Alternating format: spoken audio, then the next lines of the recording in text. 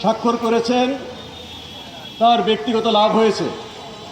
তিনি সামান্য কিছুর ভোটে বাংলাদেশের প্রতিনিধিত্ব করবেন জাতিসংঘে। জানি না কী কেলেঙ্কারি তিনি সেখানে করেন। বাংলাদেশের ক্ষেত্রে তিনি যে কাজটা করে গেছেন, জাতিসংঘের সাধারণ পরিষদের চেয়ারে বসে আমরা খুবই শঙ্কিত। কিন্তু এই চুক্তি করার পরেও সুযোগ ছিল, এখনও সুযোগ আছে পর্যালোচনা করা, অবজেকশন দেওয়া, সংশোধনের প্রস্তাব করা, লবিং করা। বিজিএমইএ, চেম্বার অফ কমার্স, অনেকের সঙ্গে আমাদের কথা হয়েছে আমাদের প্রতিবাদ সভাগুলোতে আসবার জন্যে, কথা বলার জন্যে, বা নিজের পক্ষে গণমাধ্যমে যেন তারা রিয়াকশন দেন। তারা বলেছেন যে আমরা সরকারকে অফার দিয়েছিলাম, আমরা লবিং ফার্ম আমাদের পক্ষে কাজ করে, যারা বিজেপির তাদের product Democrat party, Republican party, তাদের মধ্যে নানা গ্রুপ আছে, সবার সাথে তারা লবিং করার জন্য তাদের লোক আছে। এর বাইরেও সিভিল সোসাইটি এবং অন্যান্য যারা বাণিজ্যিক পার্টনার, তাদের সঙ্গে যুক্তি আছে। সরকার কোনো কথাই শোনেন না।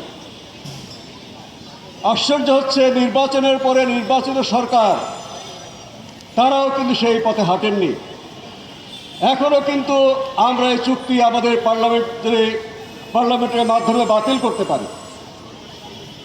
পৃথিবীর মাত্র কয়েকটা দেশ আমেরিকার সাথে বাণিজ্য চুক্তি করেছে, রেসিপ্রোকাল ট্রেড এগ্রিমেন্ট, কিন্তু এই রকম জঘন্য চুক্তি আমি যতটুকু জানি, আপনারা হয়তো আরও ভালো গবেষণা করেছেন, কোনো দেশের সাথেই হয়নি।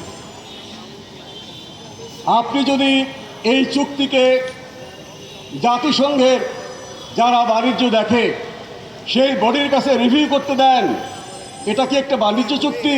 বলবেন না। একটা পররাজ্য দখল করার পরে যারা দখলদার দেশ তারা যেই ভাষায় চুক্তি করে, আমাদের বাণিজ্য চুক্তির ভাষাটা সেই রকম হয়ে গেছে। কিন্তু দেখুন, ইরানের সাথে মার্কিন যুক্তরাষ্ট্র চুক্তির শর্ত দিচ্ছে এই রকম, আমাদের বাণিজ্য চুক্তির মতো জঘন্য ভাষা ইরান এবং মার্কিন যুক্তরাষ্ট্রের চুক্তির মধ্যেও নেই। সেখানে সরাসরি যুদ্ধ, পারমাণবিক সমৃদ্ধ করে সব কথাবার্তা আছে।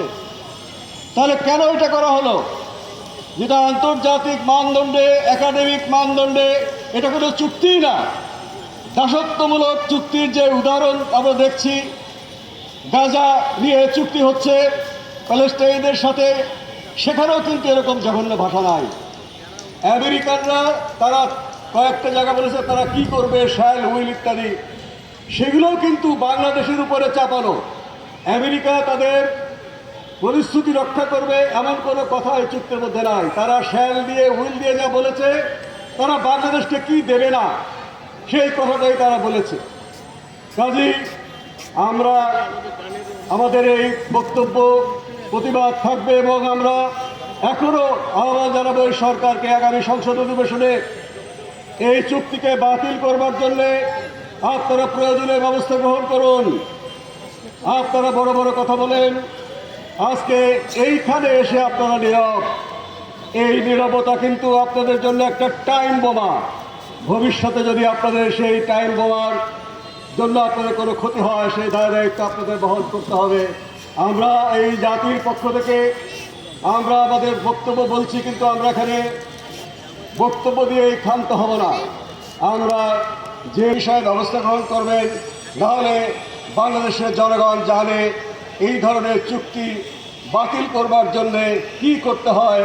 আমাদেরকে সেই পথে যেতে বাধ্য করবেন না, কিন্তু আমার মনে হয় আমাদের সেদিকে যেতে হবে। তার প্রস্তুতি গ্রহণ করবার জন্য আহ্বান জানিয়ে আমি আমার কথা